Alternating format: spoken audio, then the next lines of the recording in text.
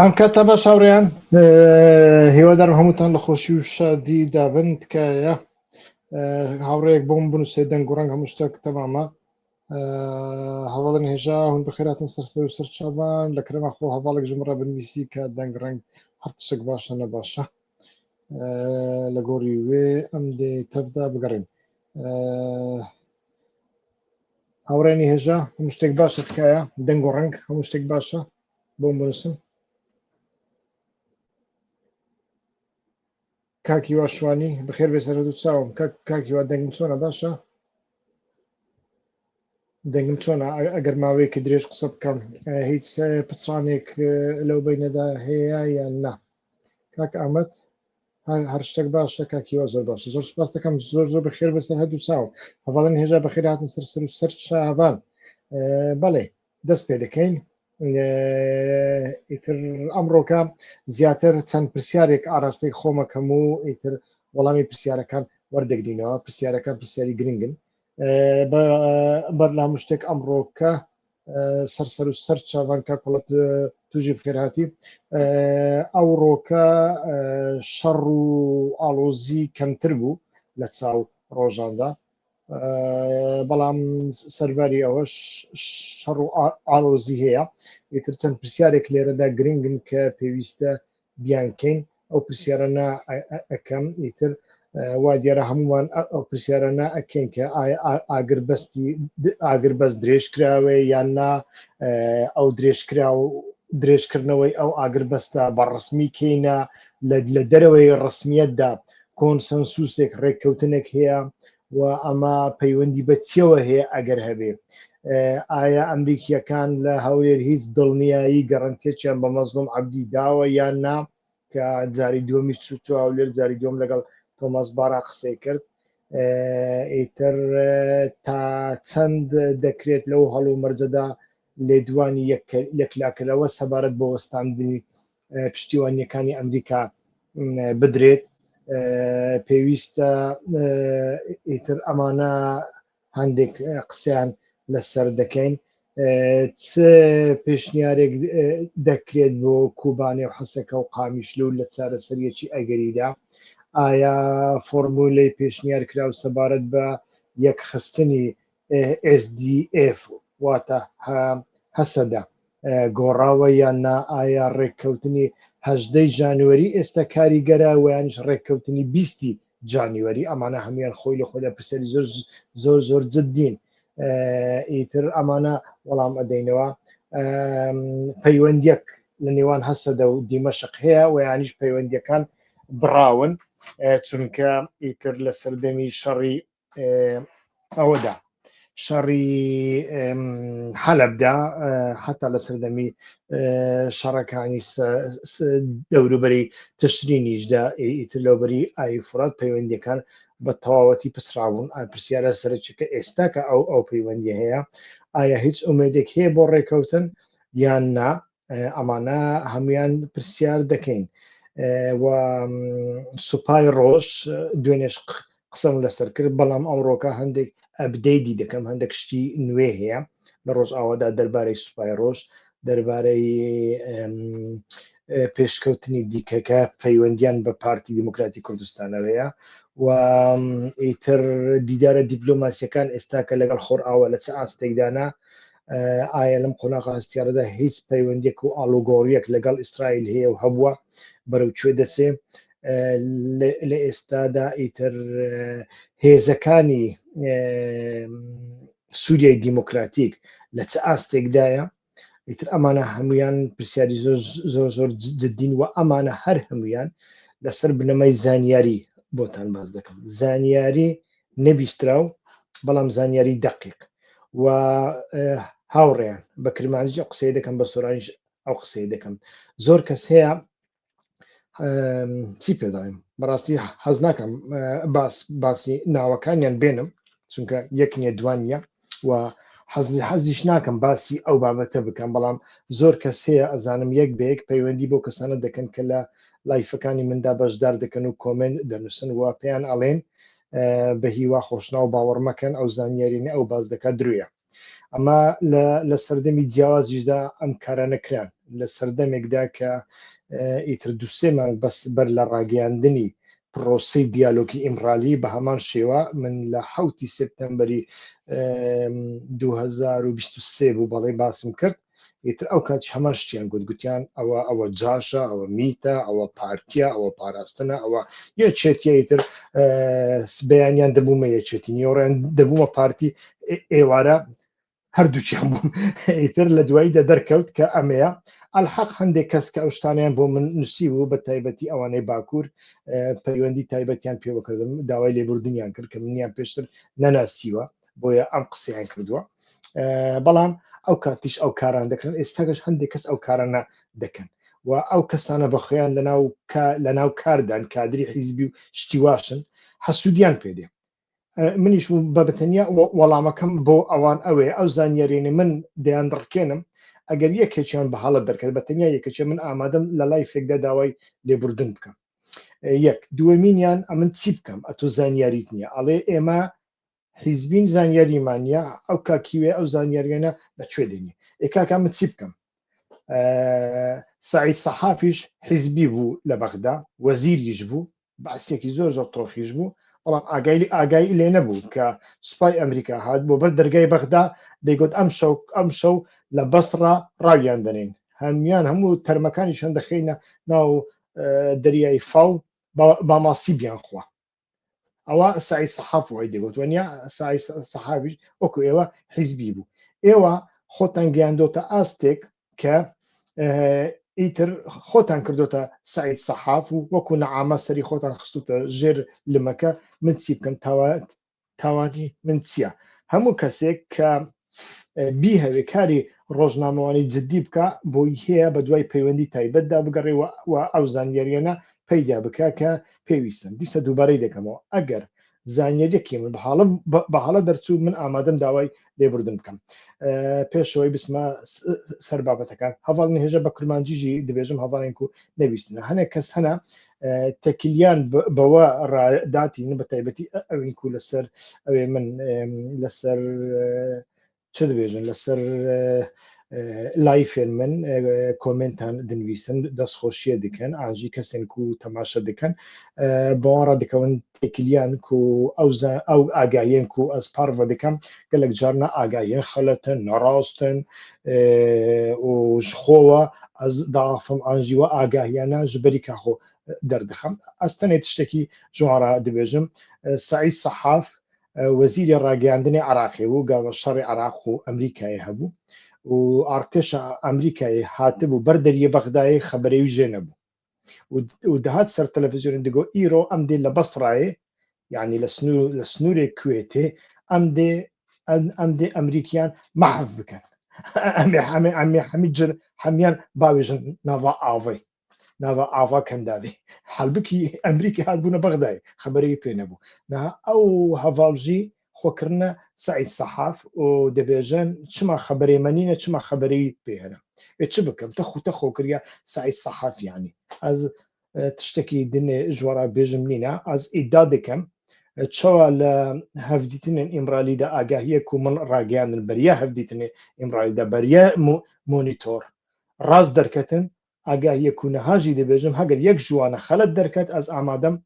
بێم لایفێکیدا لێبورینی خۆ ژوە بخوازم بەێ لەسەر فێسبوک دەرکەون لەسەر فێسبوک دەرکەون وەرنە سەر یوتوب لەسەر فێسبوک پەخشەکە هەڵدەگرم بەر لەوەی لایفەکەم بسەرنەوە وەرنە سەر کەناڵی یوتوب بنووسن هیوا خۆشنا وەرنە سەر کەناڵی یوتوب و کەناڵەکە سوبسکرایب بکەن بەڵێ بە ئیتر بەخۆم پێشەوەی فێسبوک لام ببە بەخۆم خۆم لا بم بەڵێ دەست پێ دەکەی هاوڕیان بەخێر بن سەر و سەرچاوم چەند پرسیارێکمان ئاراستە کردبوون کابزانین پرسیاری دیکە ئەمایە ئیتر لەگەڵ تورکیا ئالوگۆڕی هەیە نا یعنی ئالوگۆڕی لە نێوان هێزە کوردیەکان و هێزەکانی سووریای دیموکراتیک و تورکیا هەیە نا و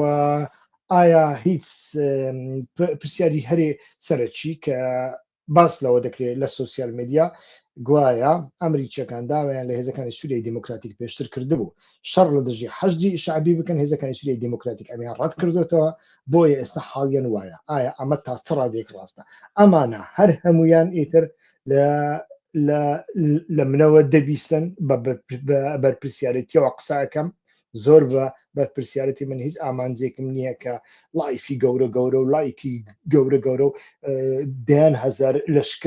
لەشکری بەتاڵ لە دەوروبەری خۆم کۆبکەمەوە ئامانجی ئەو کەناڵە خۆی دروستکردنی تێگەیشتنێکە لە دەرەوەی تێگەشتنی حیزبی ئامانجی ئەو کەناڵە ڕکەبەرایەتی کردنە لە بۆ عقلیەتی حیزبی ڕۆژهەڵاتی ناوەڕاست بە کورد و عەرەب و فارس و تورک و ئێرانی و نازانم چیەوە و بە پارتی یەکێتی و پکەکە و سۆسیالیست و زەحمەت چێش و تێگەی ئیتر هەمویانەوە بەتەنیا ئەو کەناڵە لە بۆ ئەوە دروست بوو لە بۆ هیچی دیکەنیا با لە پرسیارە سەرچەکان وەڵام بدەینەوە ئایا ئاگربەست درێژ کراوەتەوە یان نا ئاگربەست لە ماوەی 4 بۆ 5 ڕۆژ بووە نیە هەر لە ماوەی 4-5 ڕۆژیش تەواو دەبێتن لە کاتی خۆیدا تەواو دەبێت بە ڕسمی بەڵام هیچ هێرشێک دەست پێ دەکات دوای تەواوبوونی نەخێت هیچ هێرشێک دەست پێ ناکە ئەوەی ئەمریکا هەم لەگەڵ هێزەکانی سووریای دیموکراتیک هەم لەگەڵ حکوومەتی ملیشیایی چەتەکانی ئاحرار الشام و تەحریر الشام کە قسەی کردووە ئەمریکیەکان بە تایبەتیش تۆماس باڕک پێی گوتوونە هەتا 7 ڕۆژ نابێ هیچ جۆرە شەڕێک بکەن واتە دفاکتویەکی نەنووسراو هەیە لەبۆ ئەوەی هێزەکان لایەنەکان شەڕی یەکتری نەکەن ئەو دفاکتویە پەیوەندی بە چیەوە هەیە ئیتر پەیوەندی بۆەوە هەیە کە ئێستاکە ژمارەیەکی زۆر 7,000 داعشی دەبێ بچنە عراق ئیتر بەڵێ زەحمەت کێش نەماوە سوپاس دەکەم وەڵا ئاگام لێ نەبوو کاکە زەحمەت کێشماوە یان نەماوە ئیتر 7,000 داعش دەبێت لە سووریاوە بچنە عراق و لە بۆ ئەوانە بچنە عراق دەبێ تەدبیری ئاسایشی زۆر گەورە لە عەرز و ئاسمانەوە وەربگیرێن ئێستا کە ئەمانە سواری ئۆتۆبیسێک 2 ئۆتۆبیس دەکەن زیاتر نا یعنی 40-50 کەسێک سواری 2 ئۆتۆبیس دەکەن حتا نابێ لەناو یەک ئۆتۆبیس بۆ نمونە 2 داعشی لە تەنشت یەکتر دابنیشن دەبێت لە بینی کورسیەکانیاندا ماوە هەبێ بەو شێوەیەتر داعشەکان قۆڵبەست دەکرێن چاویان دەبەستن بەو شێوێ سواری ئۆتۆبیسەکانیان دەکەن و لە ڕێگاشدا ئیتر وەکوتم لە ئاسماندا هەلیکۆپتەر و فڕۆکەی F-16 و درۆن حیمایان دەکا و لە زەویشدا هەم هێزەکانی سووریای دیموکراتیک و هەم هێزەکانی ئەحمەد شەرع جۆلانی حیمایان دەکا هەتا دەیان بەنە ناو عراق و ئەمانە وەکوتم ژمارەیان 7,000 کەسە دەبێ ئەتۆ لە بۆ هەردوو ئۆتۆبیسێک دەیان چەند هەزار چەکدارێک ئامادە بکەی و ئەو چەکدارانە چەکداری هەڵبژێردراوە بن لە هەردوو لا بەتایبەتی لە لای سووریاوە چونکە لەناو ئەمانەدا داعش هەنا دەبێ ئەو چەکدارانە هەڵبژێردراو بن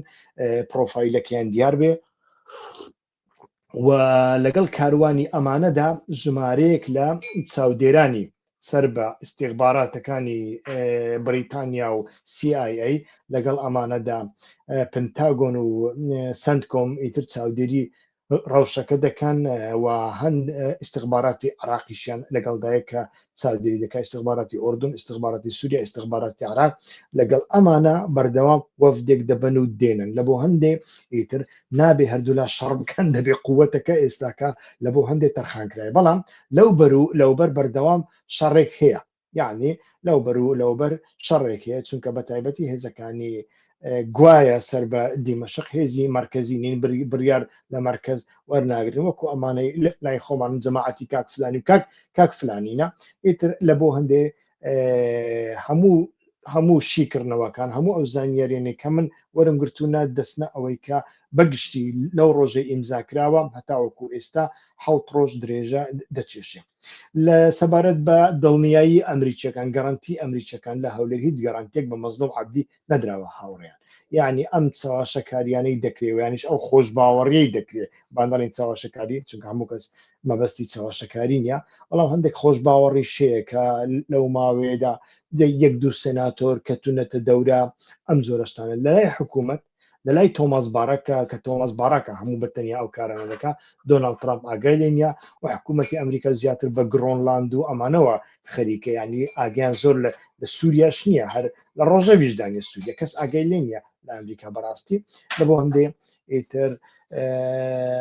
ئەوەی تۆماس بارە کردویەتە تاوەکو ئێستا هیچ گارانتێک نییە ئەو مەرجانێک کە تۆماس بارەک ویستوێتی دەبێ هەردوو لە پێکی بێن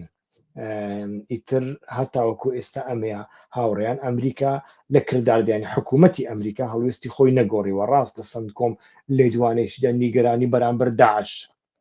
بەڵام ئەوە معنای ئەوە نییە کە ئەوانە هەڵوێستێکی سیاسیان هەیە لە بۆ کوردەکاندا لە بۆ هەڵوێستی سیاسی فەڕەنسیەکان لەسەر خەتن بەڵام لە کرداردا سفر لە کرداردا ئەو زانیێنی کە ئەمڕۆ بە من دراون سفرە هیچ کردارێکیان نییە هیچ کردارێک چیان لێ چاوەڕێ ناکرێ و لەو هەڵومەرجەدا لێدوانی یەکلاکەرەوە سەبارەت بە وەستاندنی پشتیوانیەکانی ئەمریکا بەڕاستی هەتاوەکو ئێستا دیار نییە لەسەر ئەوە دەمێتەوە کە بەڕاستی کۆنگرەس لە ڕووی کرداریەوە چ پاشەکشەیەک بە دۆناڵد ترامپ دەکات کە دۆناڵد ترامپ وەکوتم مەشغولی شتێکی دیکەیە ڕۆژەوی دۆناڵد ترامپ ڕۆژەوێکی دیکەیە ئێستاکە وەکوتم لە ڕووی پشتیوانیەوە هیچ جۆرە پشتیوانیەکنچی نوێی ئەمریکا نییە بەتەنیا ئەوەیە دەبێ ئەو 7,000 داعشە بگەنە عراق چونکە بەخۆی 9,000 بوون بەڵام 9,000 داعشەکە 2,000یان سوورینە و جگەلەوەی سوورینە خزم و کەسیان هەیە لەناو دەستەی تەحریر شام و حکوومەتی ئێستای سووریادا و ئەمانە کادری زۆر باڵا دەستن ئەمانە ڕادستی سووریا کراونەتەوە ڕادستی ئەحمەد شەرع کراونەوە یعنی داعش ڕادستی داعش کراوە ئەوانی دیکەش 7,000کەش تەسلیمی عراق کراونەتەوە ئایا عراق چی لەوانە دەکا بەڕاستیش ئەمە جێگای پرسیارە چونکە بەشێک لەمانە عراقینە خۆی بە هەمووی بە بنەماڵەکانیشیانەوە 15,000 داعشی عراقی هەیە بەڵام وەکووتم 1-2,000 داعشی عراقی سزای لە سێدارە داینە سەدیسەت لەسرە ئیتر ئەمە قەیرانێک لە بۆ عراق دروستەکە دروست ناکە خەڵکی عراق لێ پێچینەوە دەکا لەمانە یاننا ئیتر ئێستاکە هەموو گارانتیەکە کە بە مەزلوم عەبدی دراوە بە خۆسەری دراوە هەموو یارمەتیەکە ئەوەیە پاراستنی ئەو داعشیانەیە هیچ دیکەنی بەڕاستی زۆر بەداخەوە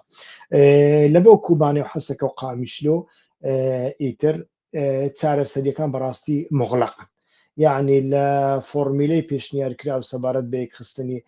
SDF تەماشا دەکەین لە 18 جانیوەری فۆرمێک پێشکەشکرا لە 20 فۆرمێکی دیکە پێشکەشکرا بەڵام ئەوەندەی من ئەمڕۆکە لە پەیوەندیەکانی من ئەوەی بۆم یەکلای کراوە چەندجار ئەو پرسیارم دووبارە کردو ئێستا کامیان ئێمە بە ئاساس وەربگرین ئەمەی 18مان کە دەڵێ هێزەکانی سووریای دیموکراتیک دەبێ هەڵوەشێنەوە بە یەک بەیەک وەکو کەسایەتی دەتوانن ئیتر سەردان بکەن بۆ ئەوی بستە ناو سوپای ئەحمەد شەرع سوپای سووریا ویانیش ئەوەی بیستیمان کە ئەڵێ ئەکرێ وەکو هێزێکی ئاسایشی سەربەخۆ بمێن سەر بە وەزارەتی ناوخۆ بمێنەوە بەڵام تەعینات دەست خۆیاندانی یعنی ئەمەش بە تاو سەربەخۆ نیە بەڵام باشترە لە ئەوی دیکە ئەمن پرسیارم کرد ئەڵێن ئەمریکا لە پشت ئەو فۆرمەیە کە 18 جانیوەری پێشکەش کراوە یعنی تۆماس بارەک هەتاوەکو ئەو دەقێش لە بەرامبەر ئەوەیە و لەو چوارچێوێدا هەتاوەکو ئێستا کەناڵەکان لەگەڵ دیمەشق کراون پەیوەندی هەیە بەڵام لە ناو دیمەشقدا ئەو زانیارێنی کە بەدەست من گەشتن گروپێکی تندڕۆ هەنا و لە هەمویان تندڕۆتر ئەو ئەسعەد شەیبانی شەیتانیەیە ئەسعەد شەیبانی زۆر توندە و لەوێدا ناکۆچی تەنانەت لەگەڵ حکوومەتێکی خۆشیە لەگەڵ ئەحمەد شەرعیش هەیەی کە ئەڵێتن کاکە ئەوەی 18 مانگیش زۆرە لە بۆ هێزەکانی سووریای دیموکراتیک چونکە ئێستا باڵانسەکە لە خزمەتی ئێمە لە بەرژەوەندی ئێمەدایە و هێزەکانی سووریای دیموکراتیک تەماشا دەکەین هەم لە بواری گوتاردا هەم لە بواری سەربازیدا هەم لە بوارەکانی لە بواری دیپلۆماسیدا لە بواری پشتگیریدا بەرەو لاوازی دەچێ وای قسە کردووە ئیتر گوشارێک دەخاتە سەر حکوومەتەکەی ئەحمەد شەرع یعنی ئەو ئەسعەد شەیبانی خۆی شەیبانیش بوو بەر لە هێرشەکەی حەلب نەیهێشت لە ئاخیر جاردا هێزەکانی سووریای دیموکراتی و ئەحمەد شەڕە بگەنە ڕێککەوتن هەتا ئەحمەد شەڕە بەشداری کۆبوونەوەی پێ نەکرا حوتەش ڕۆژ بزر کرا ئیتر ئەو بزرکردنە چی بوو کەس نازانانی هەتاوەکو سەر هیچ کەس بە تەواوەتی لێی تێناگا بەڵێ بەگشتی لە کۆبوونەوەی دواییدا لە نێوان مەزلوم عابدی و تۆماس بارەکدا باس لە بەشداریکردنی ئاسایش یعنی بەشداریکردنێک وەکو بلۆک کراوە بەڵام ئەمە بەشداریەکی سەربازی نیە بەشداریەکی ئاسایش لەناو شارەکاندا واتە لە دەرەوەی شارەکاندا سوپای سووریا ئەتوانێ وجودی هەبێ لەناو شاردا هێزێکی ئاسایش وەکو بلۆک کە سەر بە وەزارەتی ناوخۆبێ بەڵام تەعینات و تەرفیعات لە دەستی خۆیان دابێ و لە هەمان کاتداییتر ناوێکیان دەوێت بۆ جێگیری وەزیری بەرگری و لە هەمان کاتداییتر بە تایبەتی ئەحمەد شەڕە سوورە لەسەر ئەوەی کە هێزەکانی سووریا خۆسەری و کوردەکان لە ناو ئەنجومەندا ینی پارلەمانی ئایندەدا ئەنجومەندا لە ناو کۆمیسیۆنەکاندا ئەو کۆمیسیۆنانێک کە ساز دەکرێن لە ناو پارلەماندا لە ناو هەر هەمویان دەبێت پشک بە کوردەکان بدرێت لەسەر ئەمەدا ڕێککەوتن هەیە بەڵام ئەوەی هێزی ئاسایش و گوشارەکانی شەیبانی زۆر بێتامن ئیتر ئەمە ڕنگ بێ ڕێگری لە ڕێککەوت لە جێبەجێکردنی ڕێککەوتنەکە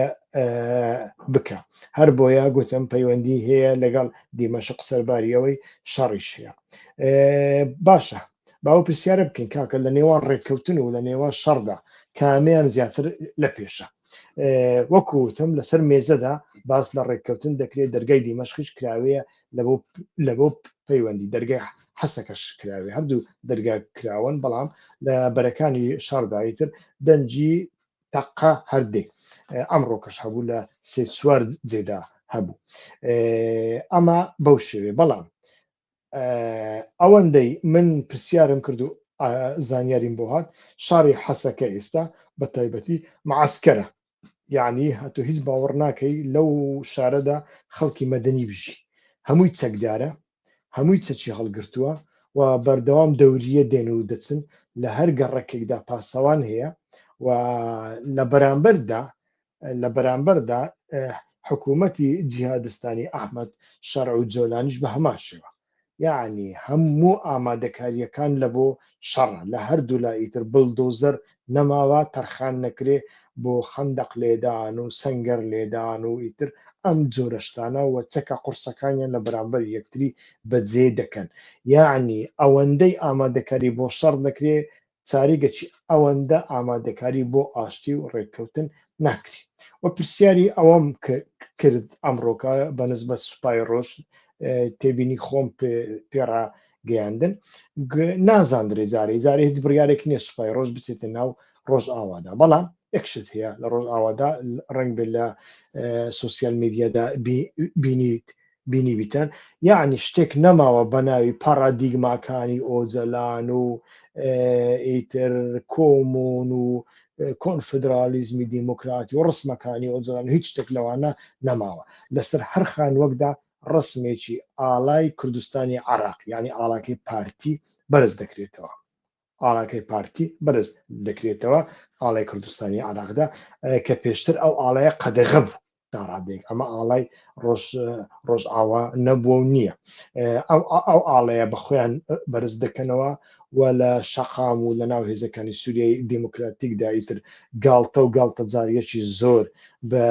برایەتی گەلان و ئەو دروشمە ئیدۆلۆژیکانی ئۆجەلان و پەکەکە دەکرێت یعنی شەپۆڵێکی زۆر توندی بە ناسیۆنالیستەکردنی گەڕەک و شەقام و هێز و سەرباز و خەڵک لە ئارادایە لەمەدا ئیتر دەرفەتێکی زۆر باش لە بۆ پارتی دیموکراتی کوردستان ڕەخساوە کە ئەتوانین بڵێن ئێستا کە لە هەموو ڕۆژ ئاوادا گوتاری پارتی گوتاری ناسیۆنالیزمی کوردایەتی پارتی حاکمە گوتاری ئۆجەلانی لە پاشەکشێدایە حتاوە کۆتەڵم بڵێ لە مردندایە ڕسمێکی ناتوانم نیشانتان بدەم چونکە هەندێک بێ ئەدەبیە بەڵام ڤیددیوەکەم پێگەشت پیاوێکی بە تەمەن ڕەنگبی تەمەنی 70 ساڵ بێ جلی هێزەکانی سووریای دیموکراتیکی لەبەر کردووە لە سنگرەکانی ئەو چەچی پێەیە شەڕ دەکا بەڵام لە هەمان کاتدا هەر بە خۆیان ڕسمیان وێنەیان گرتووە قسەی لەگەڵ دەکەن ئەڵێ بەو اختیاریەی خۆم لە نقطە برایەتیە گەلان نقطە ئیتر وا دەڵێتن و ئەمە بەس لە بۆ ئەوی تابلۆکەمان نیشان بدە ئیتر ئەمە بەو شێوەیە و سەبارەت بەوەی کە سوپای ڕۆژکەینێ دێتە ناو هاوڕێیان سوپای ڕۆژ ئەگەر بێت و شەڕ دەست پێ بکاتەوە دڵنیا بن سوپای ڕۆژ دێتە ژوورەوە ئیتر ئەمە هەم وەکو ئەرکێکی پارتیە و لە بۆ ئەو ئەرکە هەندێک گڵۆپی سەوزیش هەنا تەنانەت ڕنگ بێ تورکیا زۆر کێشەی لەگەڵ ئەمەدا نەبێت کە سوپای ڕۆژ بێتەوە هەم لە قازانجێتی هەم لە قازانجی نییە بە تایبەتی ئیتر کە ئەو سوپایە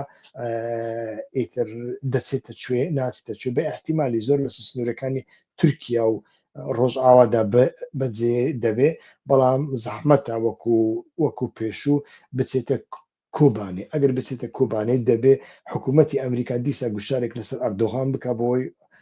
ڕێگەیان پێ بدە ئەگەرنا جارێ شتێکی وە لە ئارادانیەوە ئەوما تا ڕادەیەکی زۆر پەیوەندی بەو دیالۆگی نێوان ئیمرالی و دەوڵەتی تورکیاشەوە هەیە ئەو دیالۆگە هەتاوەکو ئێستا بەردەوام دەکەم پێش چەند ڕۆژێک وەفدێکی دەم پارتی کە پێک هاتبوو لە هاوسەرۆک تولای هەتیم ئۆغڵو بینیتان کە لە هاتە کوردستانی عراق هاتە باشوور لەوێشەوە ئیتر بە دوسێ ئۆتۆمبیل چوونە قامیشلی لەبەر کامێراکاندا لەبەردەم کامێراکاندا چاویان بە هێزەکانی سووریای دیموکراتیک و خۆسەری دیموکراتی کەوت لە ڕاستیدا ئەو سەردانە بەتەنیا سەردانێکی ئەوە نەبووە لە بۆ زانیاری وەرگرتن بەڵکو ئەمە سەردانێک بووە بۆ ئەوەی کە پەیامەکەی ئیمرالی بباتە ئەوێ و پەیامەکەی ئیمرالیش بگەینیتە ئەوێ وەکو ئێمە بزانین ئەوەندەی ئێمە دەزانین ئۆجلان هەمان ئەو شتانەی پێشووی لە بۆ خۆسەری دیموکراتیک باس کردوونە بەڵام ئەمانە هەندێکیان مغڵقن مەسەلەن زۆر داوای مافی کولتوری مەکەن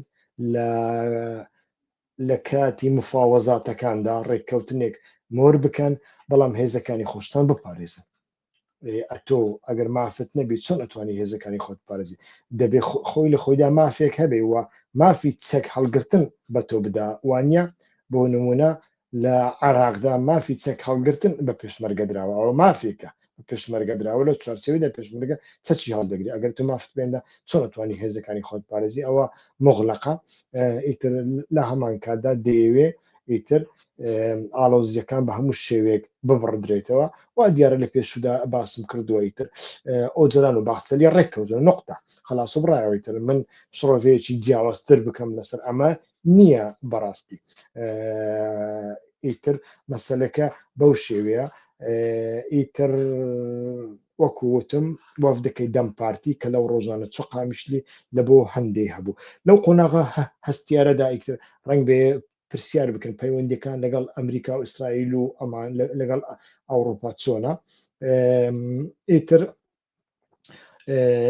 ئیتر خەتی کراوە بەردەوام هەیە یعنی معقول نییە ئیسرائیل لەگەڵ عراقدا لەناو عراقدا لەگەڵ هەندێک هێزدا پەیوەندی هەبێت لەناو سووریادا لەگەڵ هەندێک هێزدا ڕاستە خۆیان ناڕاستە خۆ پەیوەندی نەبێ پێشتریش باسم کردو پێویست ناکە ئەمە بشار درێتەوە و ئەمە وەکوتم لایەنی حەقانەتی جیاوازە بەڵام لایەنی مەترسیداری جیاوازە ئەو دوشتانە دەبێت لە یەکتر جیا بکەینەوە هەتاوەکو ئێستا تەماشاکەی خەتێکی کراوە هەیە بەڵام ئەگەر بڵێ ئەگە پرسیارەکەت ئەوە بێ ئیسرائیل چی دەکات چی ناکات چ بەڵێنێکی داوە چی ئاڵێ چی ناڵێ ئیتر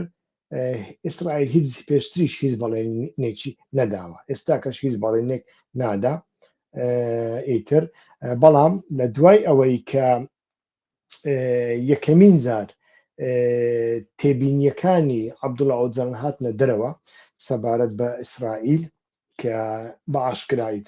بە پەکێکەوە بە هێزەکانی سووریای دیموکراتیکی ئاگدار دەکردەوە کە لە ئیسرائیل دوور بکەونەوە،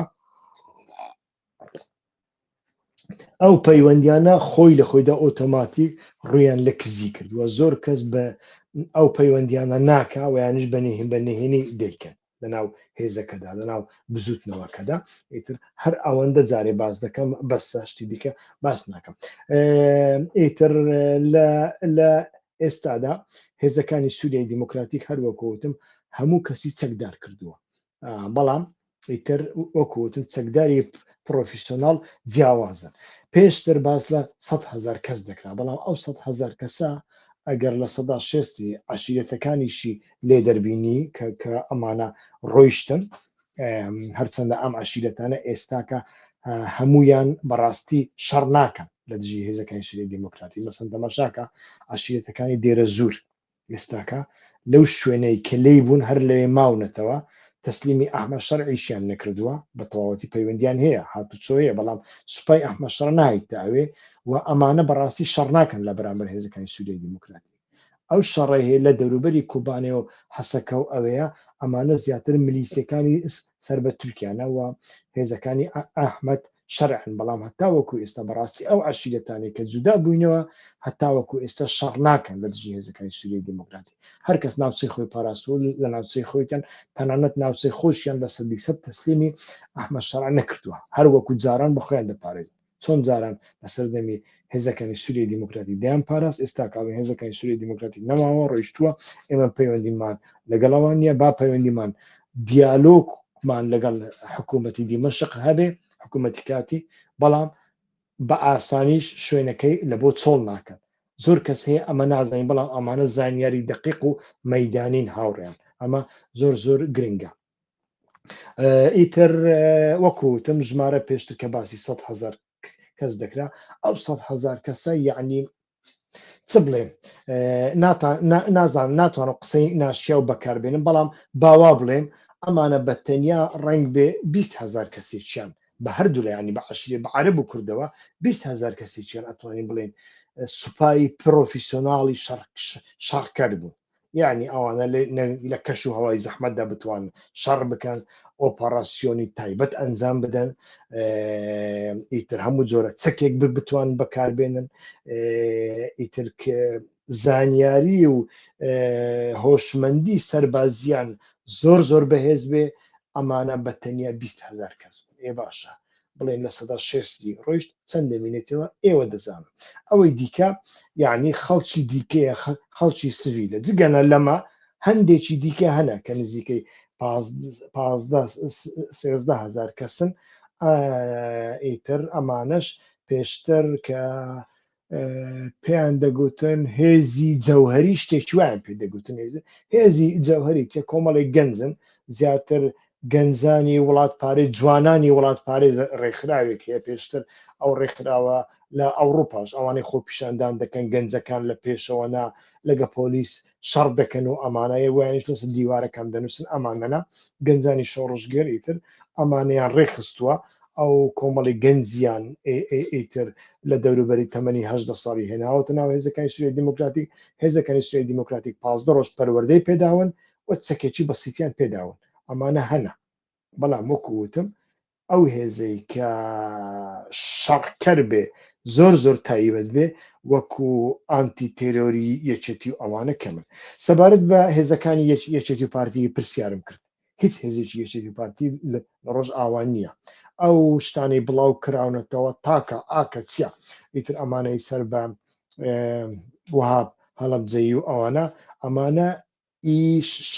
دیمەنەکە 6 ساڵ بەر لە ئێستاە هاوڕێیان و بەشێکی هێزەکانی ئانتی تیرۆری یەکێتی بەردەوام لە ڕۆژ ئاوا هەبووە و هەیە. ئەمانە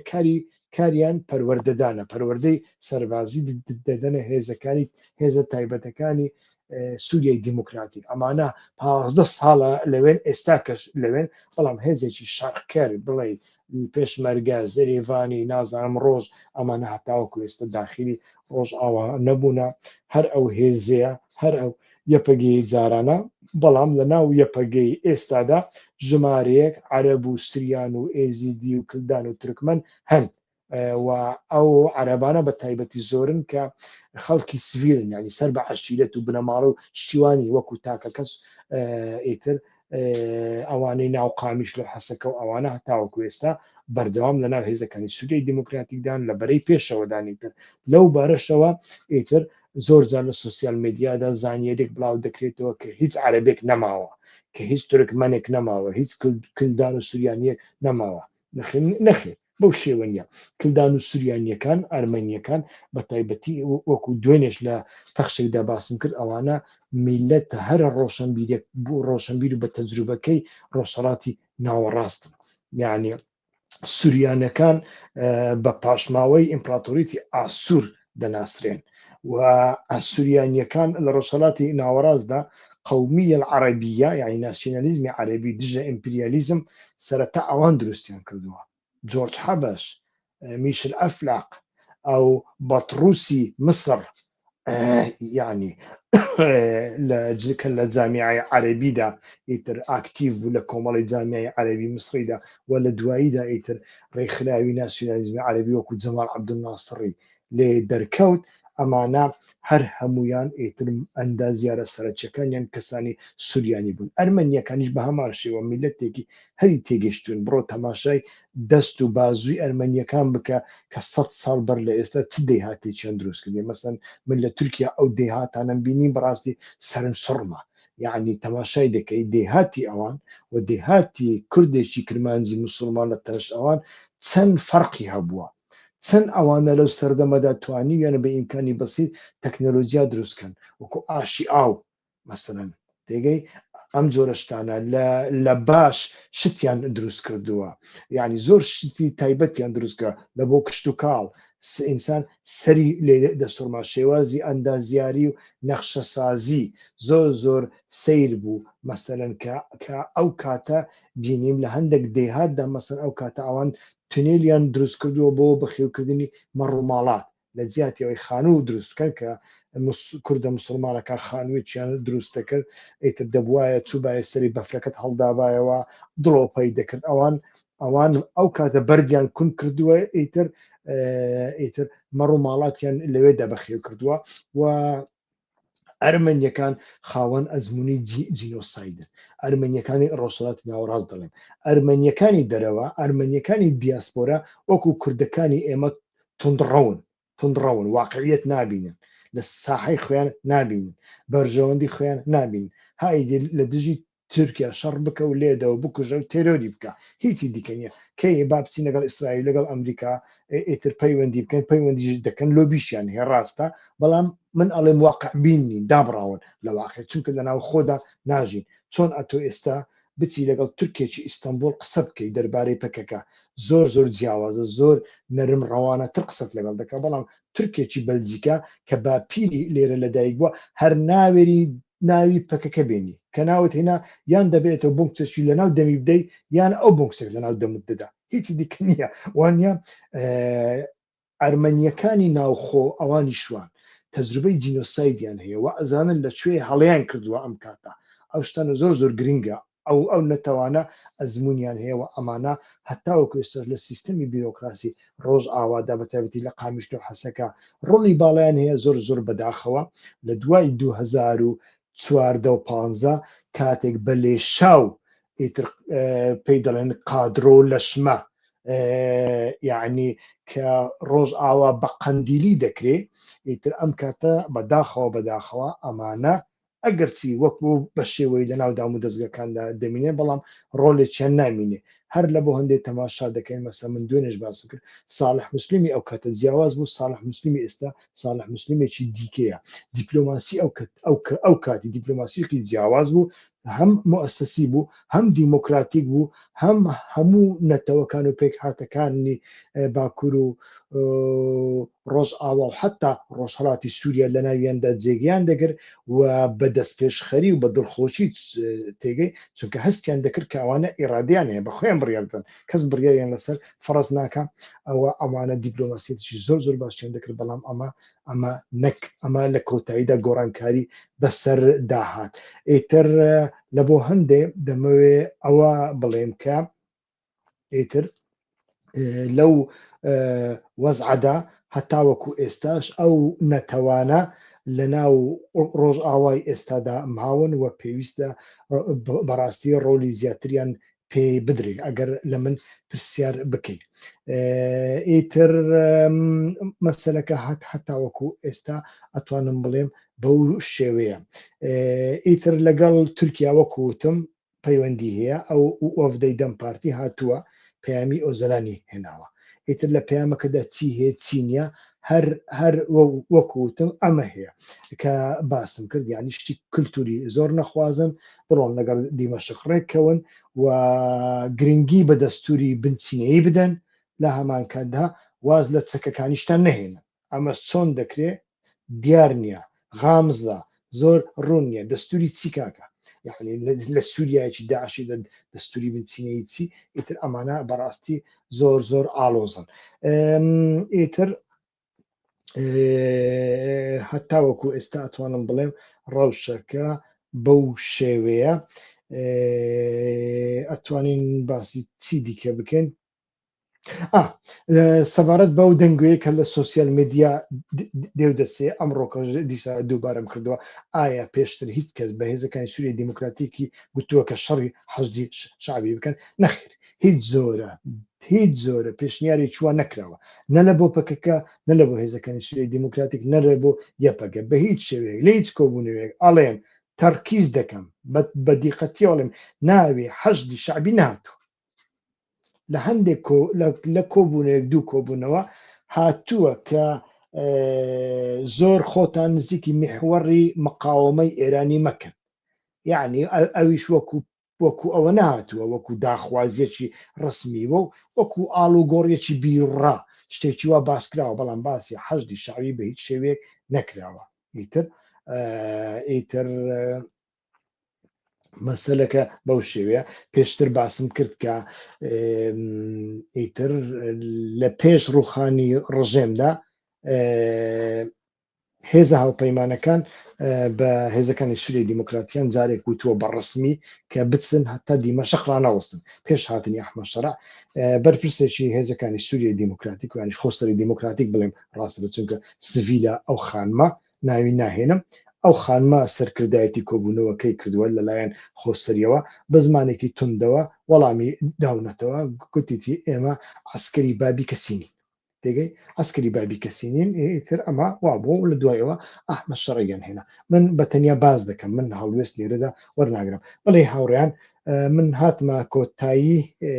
ئەو بابەتەی کە ئەمڕۆکە دەمویست پێشکەشی بڵێم کەس پرسیاری هەیە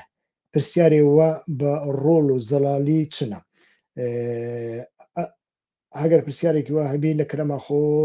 عەجەلە لێ بە کوردێکی خۆشک بنویسن بە تایبەتیژی هەگەر بە لاتینی هات نویساندن کوردێکی باش و ڕاست نەبوو ئەز نەکارم بخوێنم. بەڵێ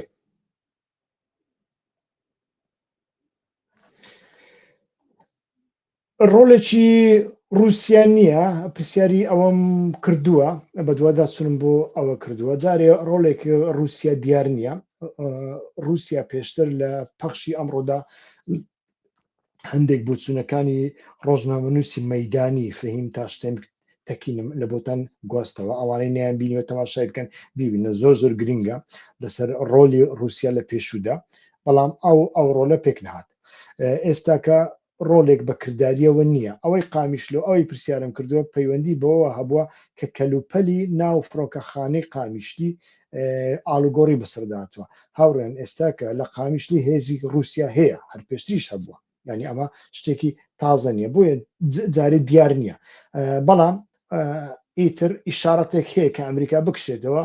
ئیتر کە ئەمریکا بکشێتەوە بێگومان رووسیا دەیەوێ ئەو بۆشایە پڕ بکاتەوە ئەمە هەم ئەمریکا دەیەوێ هەم ئیسرائیل زۆری پێخۆشە کە هێزێکی غەیرە موسڵمانی بێ لە سووریا هەبوونی هەبێ و پێشتر ئیسرائیل و رووسیا هیچ کێشیان نەبووە لەو بارەیەوە ئیتر هەم ئەحمەد شەرعیش بتەوێت نەتەوێت پێویستی بە رووسیا هەیە بە پەیوەندیەکانی رووسیا هەیە برایەکی ئەحمە شەڕێ خۆی ئەندازیاری سەر لە نوێ دروستکردنەوەی پەیوەندی نێوان ئەحمە شەڕ و دەوڵەتی و رووسیا بوو لە دوای بەدەستخستنی دیمەشقدا وا بزانم ناوی فاڕۆق شەڕایە فاڕۆق ئەلشەڕەکە بەخۆی پزیشکیشە هەم بیزنسمانیشە.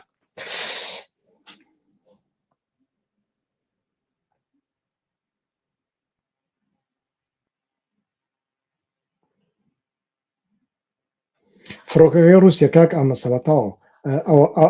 ئەوم باس کرد و فڕۆکەی رووسی لە فڕۆکەخانە نیشتینەوەتەوە لۆ ئاڵای پارتیە کاک سێ محەممەد کاک ئێس محەممەد ئاڵای پارتیە ئیتر پارتی یەکەمین جار ئەو ئاڵەیە دەرهێناوە پارتی ئەو ئاڵەیە بەکارهێناوە و پارتی ئیدعای ئەوەی کردووە کە قازی محەممەد ئەو ئاڵای بە ئیتر ئەو ئاڵایەی بە ئامانەت داوەتە مەلا مستەفا بەڵام من بەخۆشم بە بەڵگا زۆر کەسی دیکەش ڤیددیویان لەسەر ئەمە ساز کردووە کە ئەمە حکایەتەکی دروست کراوە ئەسڵ و ئەساسی نییە ئیتر بەڵێ بەداخەوە ڤیددیۆی ئەمڕۆ نیوەڕۆ سراوەتەوە بەخۆشم نازانم بۆ سڕیویانەتەوە ئەوە جاری یەکەمە تووشی ئەو ڕووداوە دەبم ڕاستەکەی بەداخەوە لەوێدا شتێکم بڵاو کردەوە چی پێ دەڵێن ڤیددیۆکەی فەهیم تاشتەکینم دانا ڕەنگ بێ پەیوەندی بەوە هەبێ لەسەر ڤیددیۆکەی فەهیم تاشتەکەی قسەم کرد کە ڕۆژنامە نووسێکی مەیدانیە بەداخەوەی تر هەوڵەدەم ئەو زانیاریانە لە ڤیددیۆکی دیکەدا دیسا بڵاو بکەمەوە زۆر سپاس کاک ئامەد سەباح بەڕاستی من بخۆم ئاگام لێی نەبوو بەڵام ئاڵای ئێستاکە ئەو ئاڵای ئێستاکە لە ئەسڵدا ئاڵای ئەو ئاڵایە کە ماڵی بارزانی بەخۆیان دیزاینیان کردووە و بە حیزبەکانی دیکەی ڕۆژهەڵات و باشووریان بە قبولکردن داوە ئەوە ڕاستیەکە من دژی ئەو ئاڵەیە نیمە ئەو ئاڵەیە قانونیە لە کوردستانی عراقدا مادەم هەموو حیزبەکان پێڕازینە پیرۆزیان بێ ئاڵەیەکە هەمومان دەبێ ڕێزی لێ بگرین بەڵام ئەو من دژی حکایەتەکە ماڵێم حکایەتەکە حکایەتەکی درێە کە قازی محەممەد بە مەلا مستەفای داوە بە ئامانەت لە بۆی هەڵبگرێ من باسی ئەوم کرد هاوڕێ هەرچەندە بابەتەکەمان لەسەر ئەوە نییە با لەسەر بابەت خودی بابەتەکە قسە بکەینە پرسیاری دیکە نبینم بەڵێ پرسیاری دیکە نبینم هاوڕێیان کاتەماشا بکەین سەرەتا کەسێک پرسیاری کردی ئەو رووسیا چۆتە قامیشتۆ کاکە رووسیا چوویتە قامیشتۆ وەکوتم دوو فڕۆکەی رووسیا چوویتە قامیشتو هیچ نییە واسەوە ڕنگ بێ کەلوپەلی گواست بێتەوە لە بۆ سەربازەکانی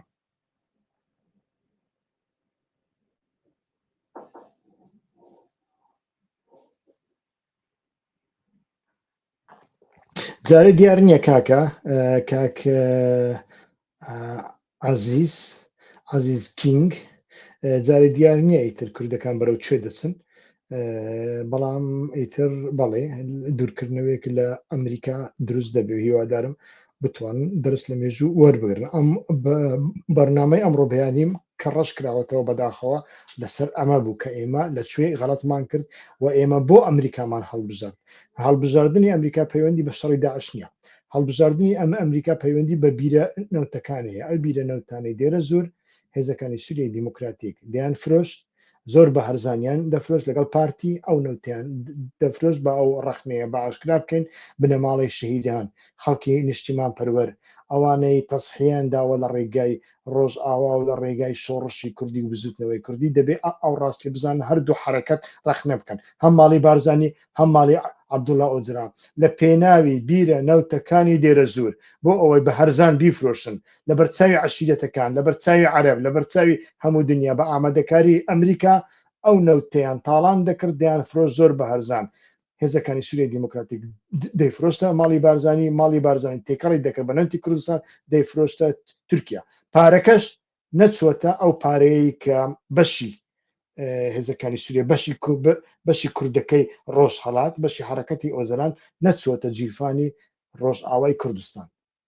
تێگەی تەحەدا دەکەم نەچیتە جیرفانی ڕۆژاوای کوردستان چۆتە جێگایەکی دیکە ئەوەش لە ئایندەدا بڵاو دەکەمەوە ئێستا کە جارێ حساسە بەڵام ئەگەر ئینسانێک شەڕەفی هەبی خۆی بە نیشتیمان پەروەەر بزانێ خۆی بە خزم و کەسیش شەهیدان بزانێ تێگەی خۆی بەو کەسانە خۆی بە ساحیبی ئەوانە بزانێت کە لە زیندانەکاندا گیانیان بەخت کردووە لە زیندانن ئێستاکە لە سێدارە ئەدرێن دەبێ ئەو ڕاستیە بزانێ و لە بەرامبەر ئەو ڕاستیە بوەستێتەوە جا حیزبەکان ئێمە دەکوژن لە ناومان دەبن پارچەمان دەکەن ئەوان کەیفی خۆیانە ئێمە ڕاستەکە ئەڵێم لە پێناوی بیرە نەوتەکانی دێرە زۆر کورد بەرەی ئەمریکای هەڵبژار پێشتر رووسیا ڕێگای لە بۆ کردبوونەوە کاکە وەرن لەگەڵ سووریا بەیەکەوە بڕۆن ڕقە بگرن من لە ئاسمانەوە هەموو پشگیریەکتان دەکەم هەموو ڕێککەوتنێکی استراتیژیتان لەگەڵ ئیمزا دەکەم لە سووریادا ئێوە مافتان هەبێ وەکو کورد بە تەنیا شتێکی جیاواز خوازانە باس مەکەن هەتا دیمەشق هەم کوردستانە و هەم سووریایە تێگەی دێرێکش هەم کوردستانە و هەم سووریایە و ئیتر رووسیا گەڕەنتی ئەدا هیچ هێزێکی دەرەوە پەلاماری ئێوە نادا بە داعشیەوە بە ئەوانی لە پشت داعشیشن تێگەی هێزەکانی سووریای دیموکراتیک ئەم کاتە گوتیان ئەمە بکەین ویان لەگەڵ ئەمریکا بین هەندێک برادەر گوتیان لە لای ئەمریکەکان پترۆل هەیە لە لای دێرە زۆر و ئەوانە لەژێر چادری ئەمریکەکاندایە با ئێمە ئەوە بکەین باشترە لە بۆ پارە باشترە بە ڕاشکاوی ئەو قسێ دەکەم تێگەی چێ ئێستاڵێ درۆ دەکەی ڕاست ناکەی با ناوی خۆشی بنووسی تکایە با ناسنامەی خۆی بنووسی لە بۆ چەند ساڵی دیکە کە پەرتوک لەسەر ئەمە نووسران ڕسمەکانیان بڵاو کراوە بەڵگەکانیان بڵاو کردەوەی تر بیخەمە ناوچاوی چێوەڵێ با ئێستا بنووسی ئەم کە لەسەر ئەو بنەمایە لەگە رووسیا پەیوەندی نەکرا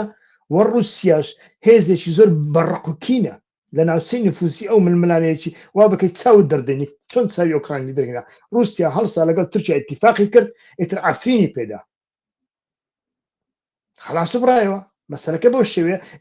وە دوای ئەوە سووریا گوتی ئێوە تیرۆریستن و ئێوە نۆکەری ئەمریکان و ئەم جۆرە شتانە و هەر دوای ئەوەش لاڤڕۆڤ بەردەوام دەیگوت ئەمریکا دەیەوێت دەوڵەتێکی کوردی دروست بکە ئەگەر نا پێشتر هەڵوێستی رووسیا وا نەبووە ڕاستەکەت بڵێن ڕاستە رووسیاش وەکو ئەمریکا هەندێک زار هاوپەیمانەکانی خۆی فرۆشتون یەک لەوانە مۆدۆڕ و هەرچەندە لی دوور بوو فریاشی نەکەوت بەڵام ئەگەر بەراورد بکەی لەگەڵ ئەمریکا چه هاوپەیمانێک هەیە نەیفرۆشتە بێ یەک هاوپەیمانم پێ بڵێ ئەمریکا بێ جگە لە ئیسرائیل نەیفرۆشتە بێ ئایا ئێستا ئەوروپای نەفرۆشتووە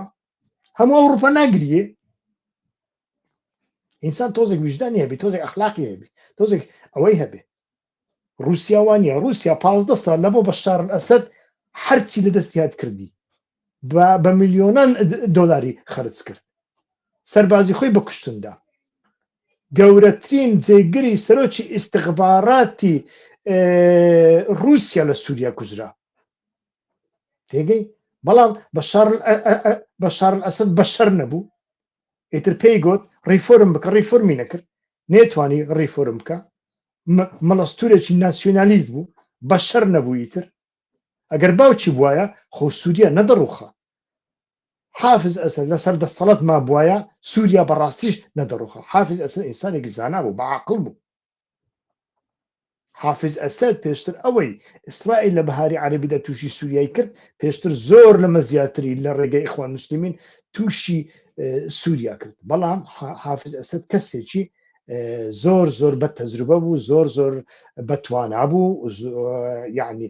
گۆڕانکاری دەکرد مناوەڕەی دەکرد بەڵام ئەو کاورەیە خۆ بەشەر نەبوو کاک هیچی نەکردیتر بەڵێ ڤیددیۆکەی ئەسەر سراوەتەوە کاکە بەڵام بەشێک لە زانیاریەکانم پێگوتە بەشەکەی دیکەی پەیوەندی بە عەشیرەتەکان هەبوو بەڵام ئەو زانیاریەتانە سبەینێ لە بۆتن دووبارە دەکەم وەکو زانیاریەکانی تر وا دیارە لە پەنای ئەوەدا ڤیددیۆیەکی کاک فەهیم تاشتەکینم بڵاو کردەوە و ئەوە کەوتۆتە ناو قاڵبی چی پێ دەڵێن یاسای کۆپیڕایت هەر لە بۆ هەندێ لایفەکەیان سڕیوەتەوە یوتیوب ئەگەر ناشتیوە بە پێشتر توش نهاتومە بەڵێ هاوڕێیان بزانم ئەو هاوڕێ چێە کاکیەوە غەڵەت نەکەی کورد نەچۆتە دیمەشق کاکیەوە غەڵەت نەبوو کە کورد نەچۆتە دیمەشق بەڵێ کە کورد نەچۆتە دیمەشق لە سەردەمێکدا نازانم ئەگەر باست لە سەردەمی بەڵێ لە هەموو سەردەمەکاندا غەڵەت بوو کورد دەبێ ئێستش بچیتە بەغدا ئەگەر لە تارانج دەرگای لەبەر کراوە دەبێ بچێ لە ئەنقەرەش بە هەماشەوە لە دیمەشقیش بە هەماشەوەیدا حەشدی شەعبی لەگەڵ حمە شەرع تووشی پێکدادان نابێ بەڵام ئەو داعشانە بۆ سربەست دەکەن و ینی بۆ بەشێکیان دەڕەفێنن بۆ بەشێکیان دەدەنە ئەحمە شەرع بەشەکەی دیکە دەدەنە عراق ئەو بەشەی بە کەڵک دێ نێرە کەرەکان داوای لێبوردنەکەناوانە ئەمانە دەدەنە ئەحمە شەرع لە ئایندەدا ڕنگ بێ لە بەرامبەر حەشدی شەعبی داعش بجوولێن ئەم پێم وان نییە ئەحمە شەرع وەکو حکوومەتی ئەحمە شەرع حکوومەتی سووریا چونکە ئەوە دەبێتە شەڕی عراق و سووریا ئەو کاتە دەست لە بۆ ئێران دەکرێتەوە لەو لای حیزب وڵڵا لەو لای ئێران و عراق دەست پێ بکەن سووریا چیانی لە ناوی دەبن شتیوان ناکاتن بەڵام لە پەیوەندی لەگەڵ ئەحمە شەرعدا لە ژێرەوە پێم وایە داعش لە بۆ حەشدی شەعبی دەنێرن ئەگەر بێت و چۆکدانەدا بەڵێ ئەمە ڕاستە حسەدەت ئەتوانی واز لە فکری ئۆجلان بێنێ یعنی بەڕای من دەبێش ئێمە واقع بین بین و دەبێ پەکەکە ئەمە قبول بکە واز لە ئیدعای هەرچا بەشی کوردستان و ئانە بێنێ چونکە لەمەدا بتەوێتونەتەوێت لە دواییدا سەختەکاری دروست دەبێت پارچیەک دەبێتە قوربانی پارچەیەکی دیکە دێگەی بەڵێ پەکەکە لە بۆ سووریا قوربانی زۆری داوە ئەمە نکۆڵی ناکری بەڵام پەکەکە سووریاشی زۆر بەخرە بەکارهێناوە ئەمەشیان هەیە ئیتر چۆن پەکەکە کوردستانی عراقی بەکارهێنا ئیتر ئەو هەموو حیزبانەی دروستەکردن لە دواییدا حیزبێکی دروست کرد ناوی تەفگەڕ سەر لێ شێواوترین حیزب بوو لە کوڕی ئەڕزدا ئیتر بەتەنیا لە بۆ بەکارهێنان ئەو حیزب دروستەکە پەژاکیشی دروست کرد سەرەتا قونجیلکیەکیان لە ئێراندا ئیتر لە بۆ ئەوەی خەڵک لە ئێران بێتە ناو پەکەکە و ئیتر هەستی حەماسەتی خەڵک بجوورێن لە دوایدا ئیتیفاقیان لەگەڵکردن و دوای ئەوە پەژاکیان تەعتیل کردیت لە 12 ساڵ هەموو ئەندامەکانیان پەرت و بڵاوی دنیای کردن ئێستا دیسان دروستیان کردوتەوە ئیتر ئەمانە لە کۆتاییدا شتێکی لێ دروست نابێ یعنی باشتر وایە ئەتۆ چ فکرێکت هەیە قەی ناکە ئەکرێ فکرێکی فەلسفەی ئەڵمانیت هەبێ لە عراقیش بژی و لە عراقیش سیاست کە بەڵام نابێ لە ئەڵمانیا تعلیماتت لە بۆ بێ نابێت و سەر بە ئەڵمانیا بی یعنی ئەمە نابێ لەوەدا ئیتر دەبێ هێزەکانی سووریای دیموکراتیک بە تاکید خۆی ڕزگار بکە بە خۆی سیاسەتی خۆی هەبێ باوەڕی بەچی دەکا ئەمە جیاوازە دوو بزوتنەوەی پارچەکانی کوردستان نابێ بزوتنەوەی سەر بە حیزبێک بن سەر بە ئایدۆلۆژیایەک بن نە بارزانیستان نە ئاپۆیستان نە جەلالیستان نابێ ئەمە بێ دەبێ بزوتنەوەکان وەرچەرخێن بۆ بزوتنەوەیکی چەند قاتی لە بۆ هەندێک لە بەرنامەی دوێنێدا نمونەی کەتەڵانم هێنایەوە کەتەڵان لەگەڵ ئێمە ڕێفراندۆمی کرد ئێمە پشت ماشکە کەتەڵان هیچی بەسەر نهات کەتەڵان هیچی بەسەر نهات بۆ چونکە پەرلەمانێکی نیشتیمانی دیموکراتیکی هەبوو حیزبێک کە ئەندامی لە پەرلەمان هەبوو ئەندامەکەی سەرەتا حیزبەکەی خۆی ڕەخنە دەکرد ئینجا حیزبی دیکەیت ڕەخنە دەکرد تەواو نیشتیمانی بوو وەکو پەرلەمانە کارتۆنیەکەی هەرێمی کوردستان نەبوو وەکو لایەنگرانی پەکەکە نەبوو کە جەسارەتیانە یەک ڕەخنە بکەن یەک ڕەخنە بکەنیتر تێگەی ئەوە نەبوو بەڕاستی لە بۆ هەندێک تەماشا کە بزوتنەوەی کاتەڵان لە ڕێفراندۆمدا هەموو سەرکردەکانی تر سزای گەورەیان ینی حکمی ئەبدی و شتیوان لە بۆ دەرچوو بەڵام ئیسپانیا هیچی بۆ کرا هیچی بۆ نەکرا کە تەلان هەر لە زیگای خۆیدا هەر لە زیگە ئێمە چیمان لەدەستدا ئێمە هەموو شتێکمان لەدەستدا لە دوای ڕێفراندۆمە تو چیت لەدەستدا بنەماڵی بارزانانی وەک خۆی مایەوە یەکێتی وەک خۆی مایەوە بەڵام کوردستان ئیعتیباری لەدەستدا هەموو شتی لەدەستدا دێگەی شەرعیەتی لەدەستدا قانونی لەدەستدا لەو ڕۆژیەوە تاوەکو ئێستا قانون نییە لە کوردستان پێشتریش بەو شێوێ نەبوو بەڵام هەر باشتر بوو لە سەردەمی پەرلەمان هەریچ نەبووە بە تەلەفۆن نەکرد لە بۆ ئەندام پەرلەمانێک دەکرد ئەیتوانی نامەیەک بخوێنیتەوە وانە ئێستا ئەمەش نییە ئیتر ئەوە لەگەڵ ئەمەدا زیندانی بادینان گیراوانی بادینان هات نارەوە کۆمەڵێک فەزیحەت هات نارەوە ڕێککەوتنی تورکیا و پارتی زیاتر گەشەی چونکە پارتی لاواز بوو کە پارتیش لاواز بیتر ناچارە تەعویز دەدا لە بۆ ماڵچکی یەکێتی لاواز بوو ناچارە تەعویزدا لە بۆ لایەنێکی دیکەوانە ئیتر ئەمانە زۆر گرنگن دەبێت لەو بەشانەی کوردستان مؤسسات هەبێ ئەگەر هاتوو کاگە سەر بە ئایدۆلۆژیایەکی ئەوە کەینێ کێشەیە کێشەی من نییە ئیتر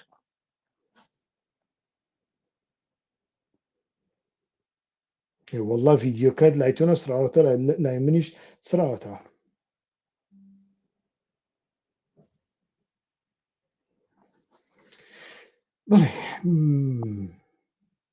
بەڵێ هاوڕێیان وابزانم هەموو پرسیارەکانم وەڵام دانەوە ئەگەر هەڵە نەبم بەڵێ هەموو پرسیارەکانم جوابدانێتەوە هیچ پرسیارێک نەماوە وابزانم بە دیسان تەماشای بکەمەوە ئایا تورکیا دوای پیلانەکە کە سەری گرت بۆ لاوازکردنی هەستەدا بایەق دەدات بە پرۆژەی ئاشتی نییە پرۆژەی چەککردنی پەکەکە پرۆژەی تەسفیەکردنی پەکە پرۆژەی تەسفیەکردنی شتێک بەناوی شۆڕش بەڵێ لەسەر ئەمە تورکیا بەردەوام دەکات بۆ بەردەوام نەکە ینی هیچ کێشەیەک هەیە پەکەکە لە ناو چووە نەماوە لە تورکیا هیچ نەماوە لە کوردستانی عراقیشدا لەسەر سنووری تورکیا هیچ پەکەکە یەک نەماوە هیچ سەنگەرێکی نەماوە هەموو تونێلەکانیان بەجێش هەموو تونێلەکان تورکیا تەقاندیەوە یعنی هیچ هەڕەشەیەک نەماوە تورکیا ئەمە دەکا و ئیتر ئەمە بەکاردێنێ هەتا وەکو دەگاتە دەم پارتی لەگەڵ دەم پارتیش ئیتر لە کۆتاییدا قسە دەکا ئەڵێ تەماشاکە وەرن تەمەنی حکم و مەشروعیەتی ڕەجەب تەیب ئەردۆغان چەند ساڵی دیکە 4 ساڵی دیکە درێژ دەکەنەوە یان نا درێژی دەکەوە بیکە ڕەزیل و ڕێچوا دەبی لە شەقامی کوردی و لە شەقامی تورکیدا تێگەی کەمال پیر لە قەبری هەڵدەستێتەوە تفت لێ دەکا تێگەی مەزلوم دۆغان تفت لێ دەکا ئەو کاتە ئەو زەنایش سربەست نا بەڵام لە ژوورێکدا دەنێن ئینتەرنێتێکی دەدەنێ ئیتر کە خەڵک بتوانێت قسەی لەگەڵ بکە وا دەکە یانی مەترسیەکە لەوەدایە دەم پارتی ئەو کاتە چ دەڵێ ئەڵێ نایکەم نەخێر دەم پارتی ناتوانێت دەم پارتی ئەڵێ ئەمە پابەندین بە ڕێبەرەکەمان بە سەرۆکەکەمان ئەگە بڵێ نایکەم سبەی هەمووان دەخاتە مەیدان ئەتوو گوتی ئەمە پابەندین بە سەرۆکەت سەرۆکەکە سەرۆکی حیزبێکی تیرۆریست بووە وەرە دەیخاتە ژوورەوە دەیخاتە زیندان قەیومی لە شوێنی داوانێ تێگەی بەو شێوەیە تورکیا بەڵێ بەردەوام دەبێ ئەو پرۆسێ لە سەرەتاوە پرۆسێژی غەڵەت بوو نەخێرە پرۆسەیەکی زۆر ڕاست بوو هیچ غەڵاتیشی تیانە لەو پرۆسەیەدا ئێستا شتی باشەنە بەڵام بەڕێک و پێچی بەڕێوە ناچێ بە هەڵا بەڕێوە دەچێ وەکووتم هەر بزوتنەوەی کوردی لە شوێنێکدا لە دەستی حیزبێکدا بوو دۆڕا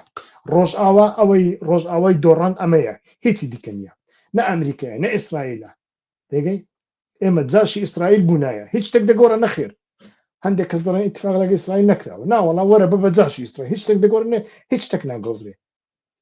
هیچ شتێک نەیدەگۆڕی کاکە باکووری سووریا ئیسرائیل قبولی کردووە کە نفوسی تورکیا بێ خەوا لە خەلاس سوو یەک دوێمینە ئەتۆ غەڵەتەکەت کردووە لە سەرەتادا لە 2016 حەڤدەدا لە پێناوی دوو بیری پترۆل ئەتۆ چووی هەموو هێلکان خستۆتە سەبەتەی ئەمریکاوە و پارەکەشی چێوە چوە دیار نییە بە ئاشکراوە دەڵێ تەحەدا دەکەم پارەکەی چوویتە کوێ دیار نییە بە کورمانجی دبێژم ئەم لەسەر بنگەها کوو دوو بیرن پترۆلێ لە دێرە زۆری ئەم بخەن دەستی خۆ و بە ماڵا بارزانانی وێ پترۆلێ بفرۆشن بە هەرزان و تاڕان ئەم بفرۆشن مە قادێ ئەمریکا قبول کرد ئەمریکا تشتێک نەدا بوومە ئەمریکا وێ دەمێژی و ئیرۆژی پڕ دروستە پڕ ڕاستگوێیە ئەمریکا لەوێ ڕۆژێ حتا ئیرۆژی دەبێژێ هون نە هەواڵێ منە هون نە دۆستێ منە ئەم تەنێ لە دژی داعشێ بە هەڤڕە کار دەکەن کەنگی داعش خلاص بوو کارێمە تەمام شد داوی لێتێ لێ وێ دەمێ ئەو گوتوبێژ کرا یعنی کەسێن دەوێت جوینێدا ئامادە بوونە ژمڕە گوتنە و نەیەک و نەدوونە گوتنە دەوێت جوینە پڕ نیقاشات کردن دەداویدا هەواڵان گوت ناوەڵا لە دێرە زۆرێ ژبێک و ئەمریکی هەنا لە ورژی بیری پترۆلێ هەیە ئەم قادێ ئەمریکیان هەڵدەبژێرن مەقامە لە وەردا خەلەت کردە وێ دەمێ ژبێک و رووسیا گەڕانتێک دەدا امريكا حتى نهاجي بحثي اوتونومي نكريت تجاره روسيا 15 سال بريانها بحث اوتونومي كريا اگر اوتونوميا روسيا ما قبول جنبه وام كيم جي ببين لبحث كريا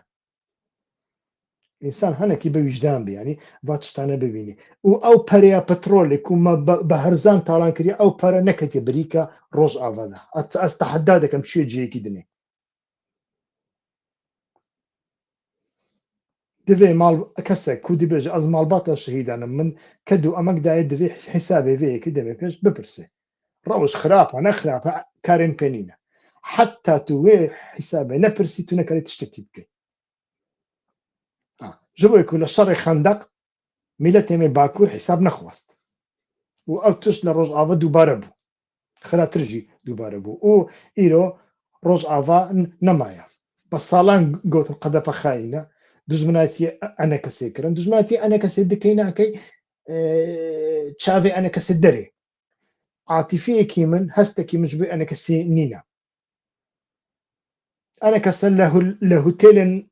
اردوغان مزنبوية كتيا ازويد زانم ليلة بالناغي انا كسي شرعي انا كسي والشرع الديمقراطية جيكر والشر ويكي كيكون روج افا نبا سازي روج افا نبا برلمان روج افا نبا مؤسسة لجي كده كو مؤسسة نبو سازي نبو تلور خسران تلور تشوي تقاسي هزيت هذا دولة عثماني چما شكست دايوي داجبيكو سازي دنافوان دا نما بونيدي دولة عراقي چما وسا شكست جبيكو سازي تدا نبون دولة بارزاني چما شكست هر دو دولة هفته چاره و دولة 2017 ريفراندوم دا جبويكو بريوه لهفته چاره بارزاني پحينك لپوليت بيرو مكتب سياسي يعني سازي دا سازي بقيمت كربو ابراهيم احمد ندكاري بو بچجم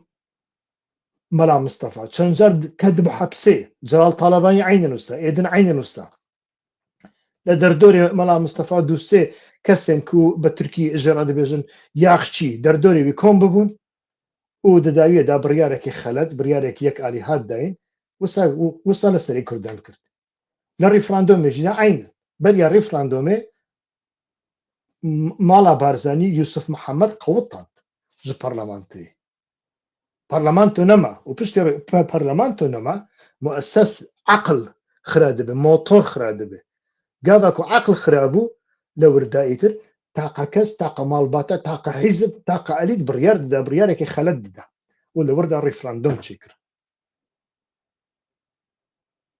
تاكا كيجي عيني تشكرت استحد ذلك باش سباس هتاو كوستا لقل مان دابون زورجو سباس تكام باش لەگەڵتان دەبمەوە ئەوانەی کە پرسیارەکانیان پێرانە گەشتن بنووسن لە دوای ئەتوان بنووسن کاتێکی خۆش ڕێز و سوپاس هەر بژین